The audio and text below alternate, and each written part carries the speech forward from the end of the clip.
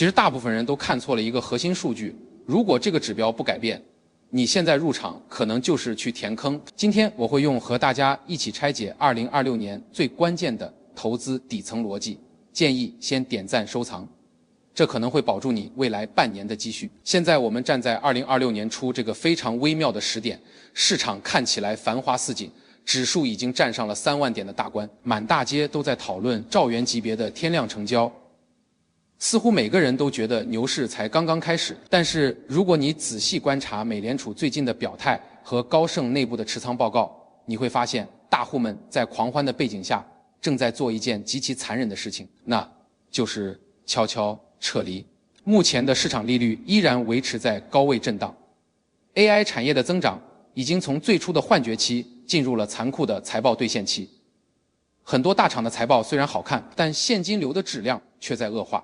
我们要看的不只是表面的涨跌，根据公式，真实收益等于名义收益减去通胀率再减去机会成本。很多人忽略了最后那一项，也就是机会成本。当你在一个看似上涨10%的市场里承担着极高的波动风险时，你的机会成本可能已经吞噬了你所有的利润。根据美联储最新的流动性报告显示，虽然账面上的资金总量还在增加，但实际流入二级市场的边际资金已经在过去2个季度出现了断崖式下跌。这意味着现在的3万点完全是由存量资金博弈推上去的，是一个巨大的泡沫洗盘。在这种环境下，大户们在3万点的高位已经悄悄卖掉了3档曾经的明星股票。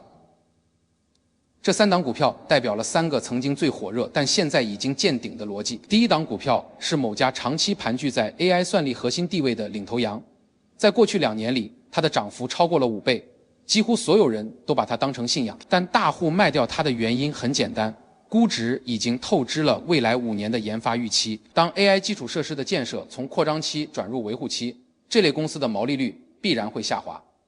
第二档股票是传统能源转型中的明星股，很多人觉得能源危机还在继续，但这档股票的大户正在套现，因为他们看到全球供应链的库存积压已经到了临界点。第三档则是那家被誉为消费电子皇冠上的明珠的公司，在2026年，由于换季周期拉长和替代品涌现，它的增长神话已经破裂。大户们撤离是为了寻找更高增长的避风港。核心变量 A 决定了接下来的走向，这个变量就是全球流动性的边际成本。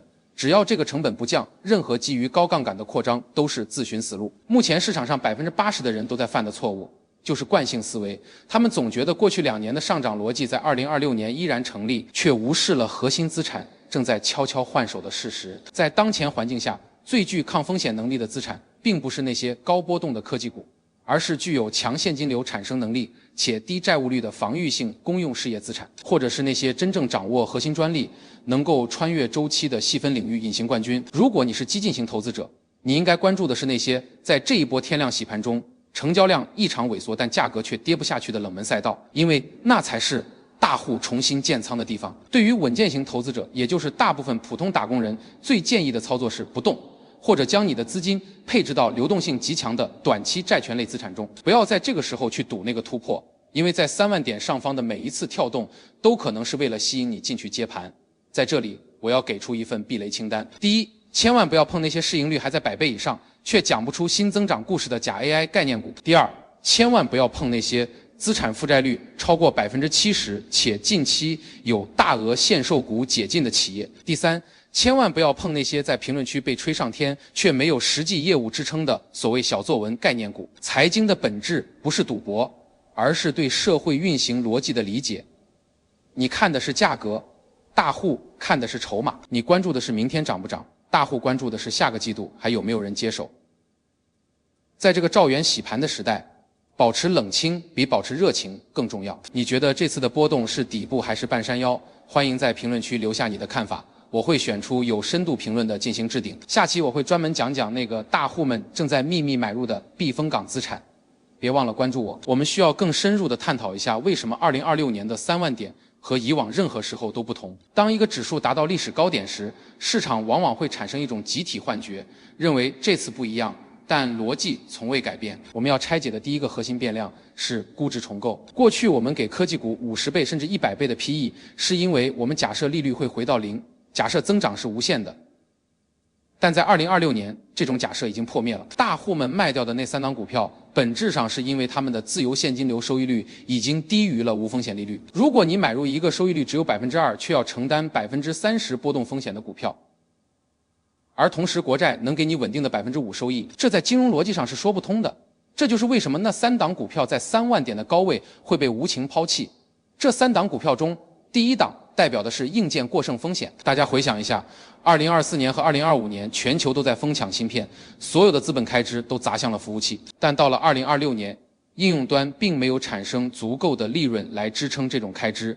那些曾经的明星股，现在的工厂产能利用率已经在悄悄下降。大户们早在半年前的调研中就发现了这一点，所以他们在3万点这个最有迷惑性的时刻选择了离场。第二档股票代表的是政策红利消退，很多投资者依然沉浸在过去几年的补贴逻辑中，但2026年的宏观基调是去杠杆和财政收缩。当政府的钱不再源源不断流入某个行业时，那个行业的伪需求就会暴露出来。如果你依然在追逐那些靠政策续命的公司，那么你就是在帮大户完成最后一棒的交接。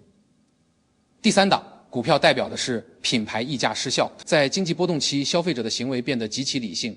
那些曾经靠着品牌溢价获取超额利润的公司，在2026年面临着前所未有的挑战。大户们撤离这些公司，是因为他们看到了利润率的不可逆转性下滑。再来看看风险警示，目前市场上80%的人都在犯的错误是过度交易。在天量洗盘的行情中，频繁的买入卖出只会让你在震荡中不断损耗本金。大户之所以是大户，是因为他们有足够的耐心。他们在3万点卖出，并不是因为他们看空未来，而是因为他们找到了更好的性价比。对于你来说，如果你没有专业的风险管理能力，最好的策略往往是简化你的组合，减掉那些你看不懂的，只是听别人说好的资产。如果你是专业投资者，你会发现避风港正在发生迁移。2026年的避风港不再是传统的黄金或大盘股，而是那些能够对抗通胀且具有刚性需求的生产力工具类资产。这些资产可能看起来不性感，但它们在动荡中能提供最坚实的底层价值。我们要明白，3万点并不是终点，它只是财富重新分配的一个坐标。洗盘的本质是把不坚定的筹码洗出去，把没有认知深度的资金收割掉。如果你不想成为被收割的对象，你就必须跳出价格的波动，去看清楚背后的资本流动。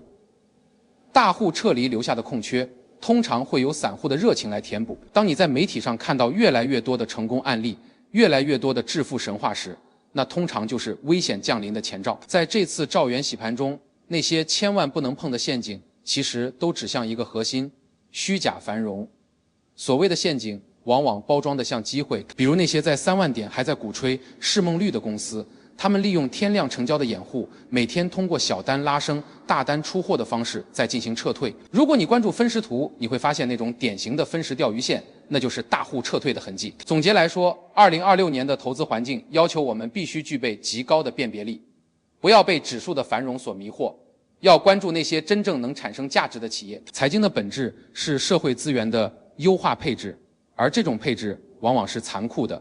那些无法产生效率的企业终将被市场抛弃，无论它曾经多么辉煌。希望今天的拆解能让你在3万点的高位保持一份清醒。记住，真正的赢家不是赚到最后一个铜板的人，而是知道什么时候该下车的人。大户们在3万点悄悄卖掉的那3档股票，其实是给所有人的一个警示灯。如果你还在犹豫，不妨复盘一下你的持仓，看看你是否正在持有着那些大户急于抛弃的资产。如果你不确定，那就多看看那些客观的财务数据，而不是听那些激情的口号。面对未来半年的市场，我的建议是保持克制。对于激进者，寻找结构性机会，但要严格执行止损。对于稳健者，保住本金是第一要务，这可能会保住你未来半年的积蓄。你觉得这次的波动是底部还是半山腰？欢迎在评论区留下你的看法，我会选出有深度评论的进行置顶。下期我会专门讲下个热门话题，别忘了关注我。接下来我们要聊聊深层逻辑。为什么说很多人看错了一个核心数据？那个数据就是有效流动性。在3万点的高位，虽然表面上成交额是兆元级别，但其中很大一部分是程序化交易和衍生品的对冲盘。这些资金并不产生趋势，只会增加波动。真正的多头力量其实已经在萎缩。如果有效流动性持续背离股价，那么任何一次冲高都可能是诱多。这就是为什么大户在3万点选择卖出的底层原因。这3档股票的抛售也反映了大户对于2026年下半年宏观预期的悲观调整。第一档股票的抛售意味着他们认为技术革新的速度可能放缓，或者说是应用场景的落地遇到了瓶颈。第二档股票的离场意味着全球贸易逻辑正在重构，旧的能源路径已经走到了尽头。第三档股票的撤退则反映了对中产阶级消费能力的担忧。这些大户拥有我们无法企及的信息渠道和研究深度，他们的每一次撤离都不是偶然。我们要学会用机会成本的思维来看待每一笔投资。在2026年，如果你把钱锁死在那些正在被大户抛弃的资产里，你不仅可能亏损本金，更重要的是你失去了布局下一波真正机会的财力和心力。避风港永远存在，但它从不在人声鼎沸的地方。在当前环境下，那些能够解决社会痛点、提高全要素生产率的细分领域才是你应该关注的方向。如果你是一个普通的打工人，面对这种兆元天量洗盘，最需要做的就是建立自己的避雷清单。第一，回避那些名字里带热门词汇但财报一团糟的公司。第二，远离那些频繁通过配股、供股来伸手向市场要钱的公司。第三，警惕那些高管在3万点附近频繁减持的公司，这些都是大户撤退的明示。最后，我想说的是，投资是一场修行，它考验的不仅是你的智力，更是你的心性。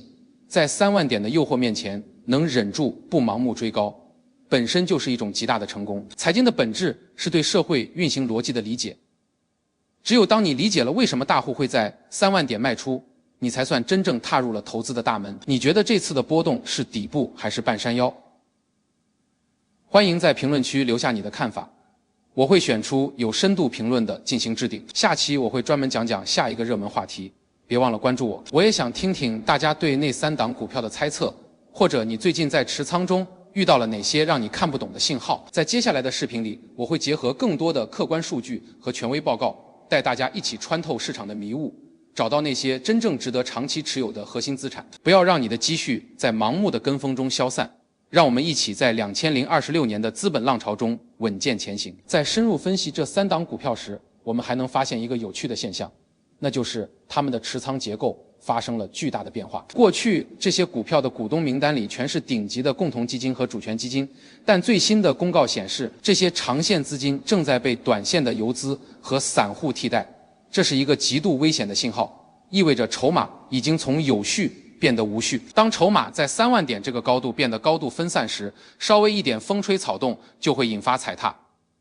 大户们正是预判到了这种踩踏的可能性，才选择了提前退场。我们要看的不仅是那一项被忽略的指标，还要看那些没有被公开的微观变化，比如某些大厂的订单周期正在缩短，某些关键原材料的采购价正在阴跌。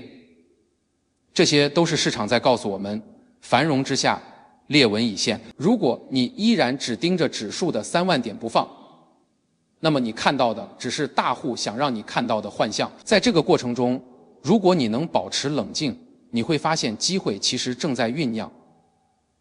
当大户撤出那些被过度热炒的资产后，他们一定会寻找新的去处。这也就是我说的观点3，避风港。那些真正具有护城河，在2026年依然能保持20%以上净资产收益率的公司，现在可能正因为大环境的恐慌而被错杀。寻找这些珍珠才是我们接下来的核心任务。无论你是激进型还是稳健型投资者，在这个时点，认知就是你唯一的防弹衣。不要相信所谓的内幕，要相信逻辑，相信数据。财经的本质不是赌博，而是对社会运行逻辑的理解。当你能从兆元天量中看到洗盘的真相，从3万点的高点中看到撤退的背影，你就已经超越了市场上90%的人。希望这集视频能给你带来启发。再次提醒，投资有风险，入市需谨慎。我的分析仅供参考，不构成任何投资建议，请根据自己的风险承受能力做出独立决策。如果你觉得这些内容对你有帮助，请一定记得点赞关注。下期视频我会带来更重磅的内容，带你揭秘那些大户们正在秘密建仓的新赛道。我们下期见。